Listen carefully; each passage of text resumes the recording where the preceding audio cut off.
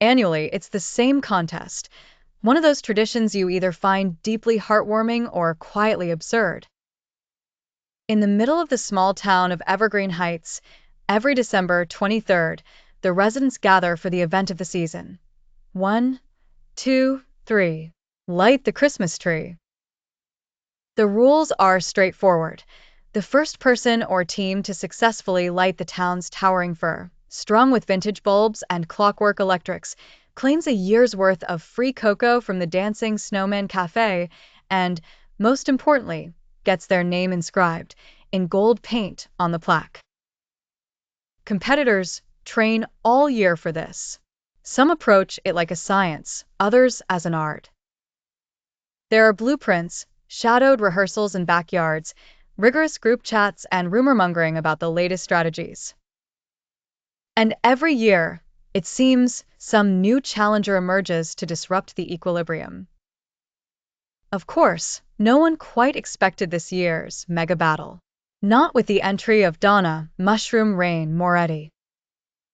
Donna arrives at the square with a dusting of frost on her hiking boots and a duffel bag emblazoned with psychedelic toadstools. She's known for her self-styled reputation as a mycological weather witch. Last autumn, she caused a scandal when she convinced her book club that oyster mushrooms could summon a drizzle, if prepared correctly. No one's forgotten. She steps out into the square, so confident she practically declares beatitude. She's not alone on her team. Following her in file is her partner in spore, Garvey, an unfailingly optimistic botanist with a soft spot for oversized umbrellas and tactical thermoses. Then there's the reigning duo, Masha Volkov and Victor the Bear Berezin.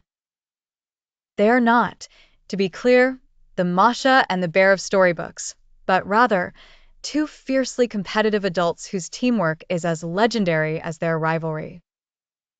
Masha, the logistics savant, is infamous for her preternatural ability to cut through bureaucracy and red tape, once convincing city council to reroute a parade for maximum efficiency. Victor, nicknamed the Bear on account of both his stature and his high tolerance for frigid temperatures, is less verbose but more than capable of hoisting an entire crate of extension cords by himself.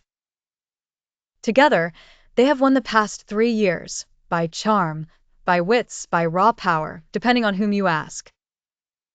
As the crowd shuffles and murmurs, the clock strikes 7. The tree, shrouded in darkness, looms against the backdrop of an indigo evening. A single lamplighter waits poised, match ready, beside the antique fuse box. But first, the competitors must navigate a gauntlet, the 3-tiered course around the tree, negotiating a mixture of ice-slick ladders, temporal puzzles, and most intractably, the whims of the local squirrels. The mayor, resplendent in an ill-advised, glittering blazer, steps onto the makeshift stage, megaphone in hand. Competitors, on your marks. 1, 2, 3. Light the Christmas tree. This, it turns out, is neither as simple nor as innocent as it sounds. Stage 1. The Frosted Path.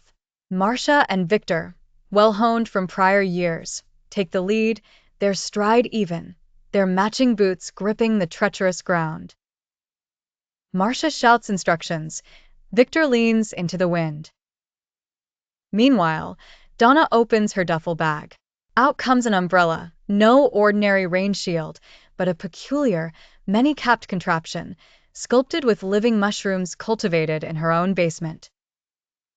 She shakes it overhead, and, sure enough, droplets begin to mist the air in a very suspiciously targeted radius. The crowd gasps. Rain indoors, out of season? Garvey beams. With every step, the ground beneath their feet seems a less icy. Nature's traction, Donna crows, and soon, they're darting ahead, feet certain where others slide. Victor glowers, but plows forward. Masha clocks the irregularity, a trick, but within the bounds of the contest. They narrowly avoid a patch of black ice, only to find themselves at the latter puzzle, 3 ladders, all encrusted with blinking Christmas lights, only one of which will reach a platform close enough to the fuse box.